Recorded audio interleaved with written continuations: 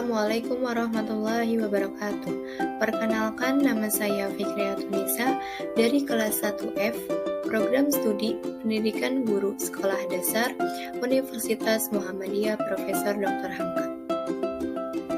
Saya akan membuat video pembelajaran menjelaskan tentang keterampilan berbahasa lisan atau berbicara. Aspek keterampilan bahasa terbagi menjadi 4. Yang pertama, menyimak atau mendengarkan. Yang kedua, membaca. Yang ketiga, menulis. Dan yang keempat, berbicara.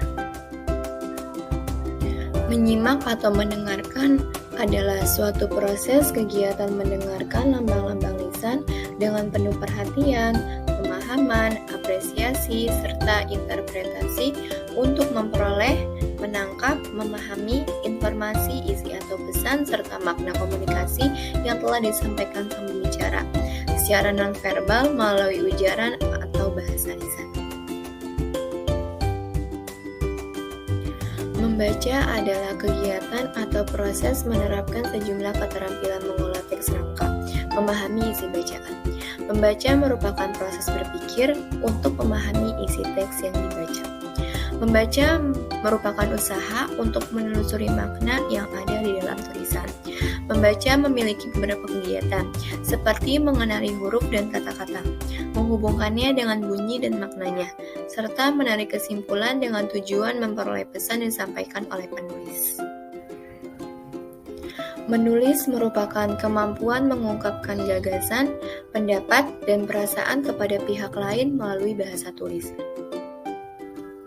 Berbicara adalah kemampuan mengucapkan bunyi-bunyi artikulasi atau kata-kata untuk mengekspresikan, menyatakan, serta menyampaikan pikiran, gagasan, dan perasaan, serta pesan, sehingga melahirkan suatu interaksi. Pada proses interaksi berbicara, yang baik harus ada 3 komponen utama, yaitu 1.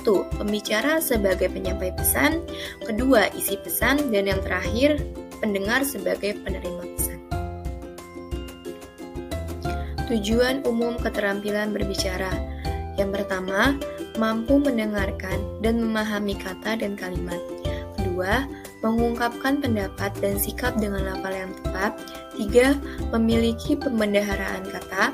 4. Menghubungkan antara bahasa lisan dan tulisan. 5. Berminat menggunakan bahasa yang baik. Bagaimana sih keterkaitan keempat aspek keterampilan berbahasa tersebut? Nah, keterampilan aspek berbahasa tersebut yaitu yang pertama, ragam keterampilan berbahasa yang biasa digunakan untuk berkomunikasi. Nah, dia ini terbagi menjadi 2, ada lisan dan tulisan. Lisan ini mempunyai 2 cara. Yang pertama yaitu dengan cara reseptif. Reseptif ini dengan cara menyimak atau mendengarkan. Dan yang kedua dengan cara produktif. Produktif ini dengan cara berbicara. Sedangkan secara tulis itu mempunyai 2 cara juga, sama seperti bahasa lisan. Nah, tulisan ini yang pertama ada reseptif dengan cara membaca, yang kedua produktif dengan cara menulis. Landasan keterampilan berbicara yaitu situasi, metode, tujuan, dan penyebab. Faktor keberhasilan dalam berbicara terbagi menjadi 2, pembicara dan pendengar. Yang pertama pembicara, yaitu topik bahasan, bahasa atau non-kebahasaan, tujuan, sarana, dan interaksi. Yang kedua pendengar, pendengar yaitu kondisi fisik dan mental, tujuan dan minat, kemampuan linguistik, serta pengalaman dan pengetahuan. Faktor pengganggu saat berbicara, yaitu tidak menguasai materi, perasaan grogi, cemas, adanya gangguan eksternal, serta tidak adanya konsentrasi. Hal yang harus diperhatikan dalam berbicara yaitu ketepatan ucapan, penempatan tekanan, nada, serta durasi yang disesuai, pilihan kata atau diksi, dan ketepatan sasaran pembicaraan. Jenis-jenis keterampilan berbahasa lisan yaitu bercerita, presentasi, debat, pidato, ceramah, reportase, serta mengajar atau video pembelajaran.